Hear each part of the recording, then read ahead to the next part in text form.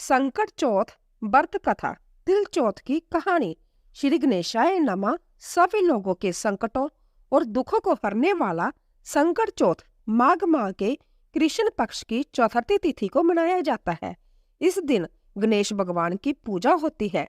माघ कृष्ण पक्ष की चौथी तिथि को रखा जाने वाला संकट चौथ व्रत महिलाओं के लिए बहुत खास होता है, क्योंकि यह व्रत माताएं अपनी संतान की लंबी आयु और सुखी जीवन की कामना से रखती है। पूरा दिन व्रत रखकर रात में चंद्रमा को अर्घ्य देकर व्रत खोला जाता है।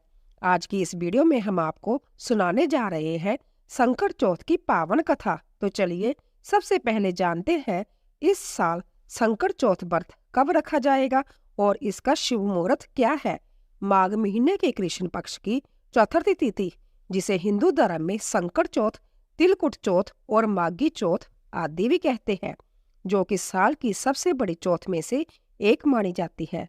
हर साल माघ मास के कृष्ण पक्ष की चौथी को मनाई जाती है और यह व्रत विशेष रूप से संतान की रक्षा, सुख समृद्धि और सभी प्रकार के संकटों से मुक्ति पाने के लिए रखा जाता है।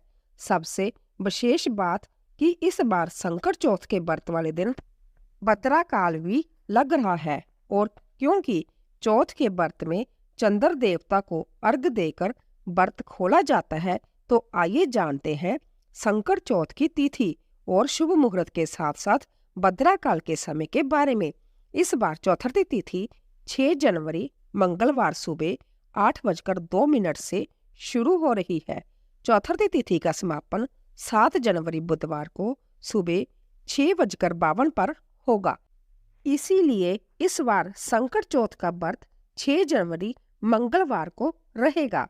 मंगलवार का दिन होने के कारण यह अंगारक चतुर्थी भी होगी, जिसका हमारे हिंदू धर्म में विशेष महत्व है।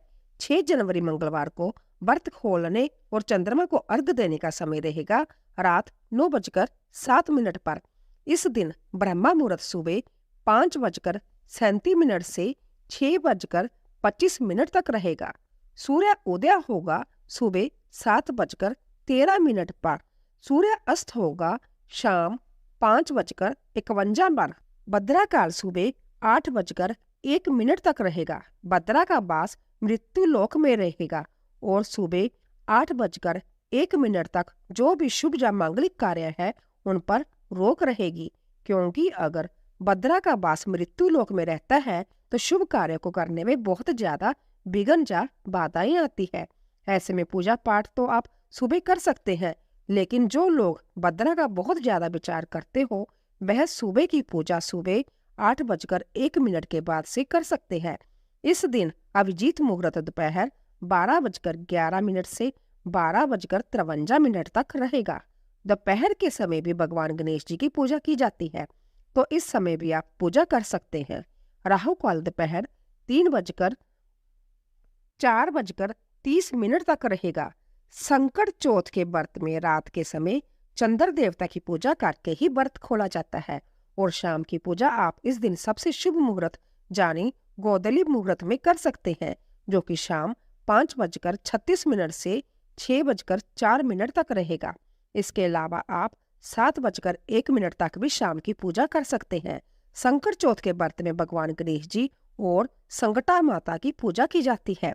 सुबह स्नान करके व्रत का संकल्प लेकर फिर दिन भर निर्जला या फलाहार अपने सामर्थ्य के अनुसार व्रत रखा जाता है। शाम को गणेश भगवान को तिल, गुड़, तिलकुट और लड्डू, दुर्वा आदि अर्पित किए जाते हैं। कथा का श्रवण अवश्य करना चाहिए, क्योंकि बिना कथा के व्रत अधूरा माना जाता है। चंद्र दर्शन करने के बाद ही रात को व्रत खोला जाता है।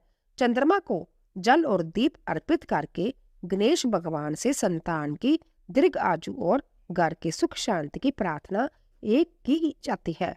और पहली बार व्रत प्रारंभ करने वाली महिलाएं अपनी सामर्थ्य के अनुसार इस व्रत को पूरी तरह से निराहार रहकर या फिर जल ग्रहण करके या फल ग्रहण करके भी शुरू कर सकती है। पहले दिन जिस तरह से आपने इस व्रत को रखा है, फिर हर साल उसी नियम का पालन आपको करना चाहिए। अब आइए श्रवण करते हैं तिल चौथ की कहानी। आइए सबसे पहले सुनते हैं संकट माता की कथा।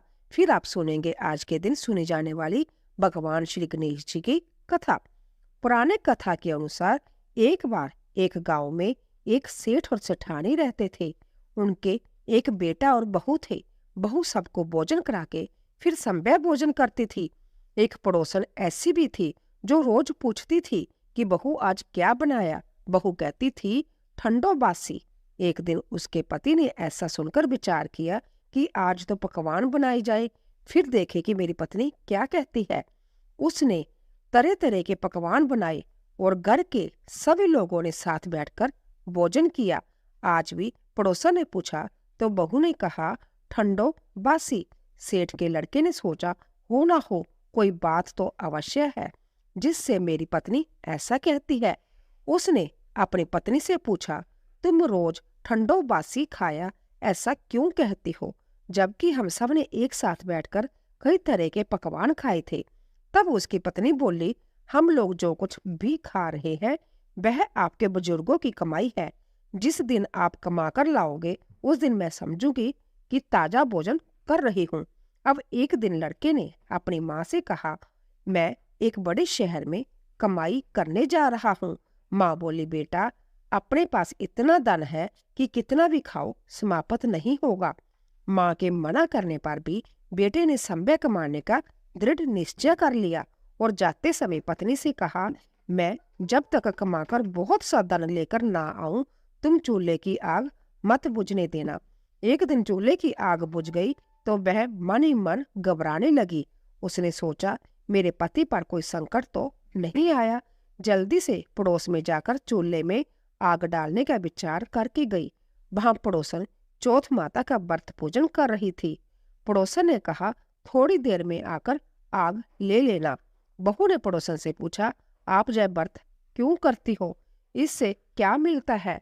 तब पड़ोसन ने कहा चौथ माता के इस व्रत को करने से अन्न धन और लक्ष्मी मिलती है तथा सभी मनोकामनाएं भी पूरी होती है। अब बहू भी चौथ माता का व्रत करने लगी। दीवार पर चौथ माता बनाई।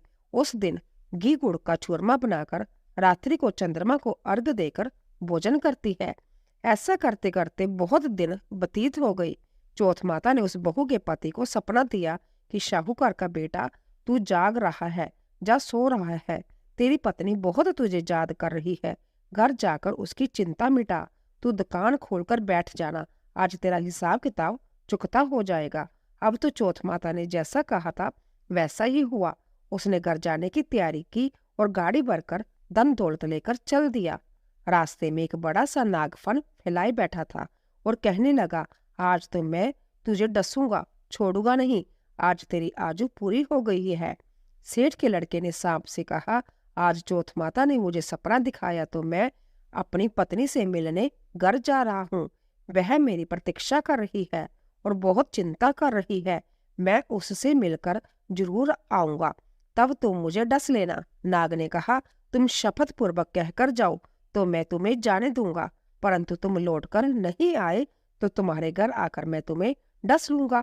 इस प्रकार सर्प को वचन देकर वह अपने घर पहुंचा। वहां परिवार वालों से हंसी खुशी से मिला और भोजन करके अदास होकर बैठ गया। उसकी पत्नी ने अदास होने का कारण पूछा तो पति ने काले नाग वाली बात बताते हुए कहा यदि मैं उसके पास नहीं जाऊंगा तो वह घर आकर मुझे डस लेगा। पत्नी बहुत चतुर थी। उसने कहा आप जरा भी घबराओ नहीं, आप सो जाइए, मैं कुछ उपाय करती हूँ। पत्नी ने अपने कमरे में 7 सीढ़ी बनाई। पहली सीढ़ी पर रेत, दूसरी सीढ़ी पर इत्र, तीसरी सीढ़ी पर गुलाल और फूल, चौथी पर केसर, पांचवी पर लड्डू पेड़ा, छठी पर गद्दी गलीचा और 7वीं सीढ़ी पर दूध का कटोरा भरकर रख देती है। इस प्रकार वह 7 सीढ़ी सजाकर बैठ गई। आधी रात होते ही नाग आकर सीढ़ी पर चढ़ने लगा। पहली सीढ़ी पर रेत में लौट गया और कहने लगा सेठ की बहू ने आराम तो बहुत दिया पर बचनों से बंधा आया हूँ, सो डसूंगा अवश्य। इसी प्रकार 7 सीढ़ियों पर नाग आराम करता हुआ और कहता हुआ कि डसूंगा जरूर कमरे में पहुंचने ही वाला था कि चौथ माता ने विचार किया कि यदि मैं इसे नहीं बचाऊंगी तो संसार में धर्म कर्म और व्रत पूजन को कौन मानेगा। अब तो गणेश जी चंद्रमा जी और चौथ माता ने उसे बचाने का विचार किया। चंद्रमा जी ने उजाला किया, चौथ माता डाल बनी और गणेश जी ने तलवार लेकर नाग को मार दिया और डाल से ढक दिया। अब बहू भी थकी हारी सो गई। दिन हुआ तो लोग बेटे से मिलने आए, परंतु बेटा और बहू तो उठे ही नहीं थे। बहुत देर हो गई तो माँ उन्हें उठाने गई। उसने अर्थात लड़के की माँ ने सातों सीढ़ियों पर जो कुछ देखा तो वह बहुत घबरा गई और बेटे बहू को आवाज लगाई। बेटा और बहू उठे तो देखा कि एक डाल तलवार वहां पड़ी हुई है। जब डाल उठाई तो देखा वही काला नाग वहां मरा हुआ पड़ा था। बेटा बहू ने सोचा कि आज तो धर्म कर्म की आड़ से भगवान गणेश जी और चौथ माता ने हमारी रक्षा की है। हे चौथ माता, आपने जैसे सेठ के बेटे बहू की रक्षा की, वैसे सबकी रक्षा कीजिएगा। बोलिए चौथ माता की जय। बोलिए गौरी पुत्र गणेश भगवान की जय।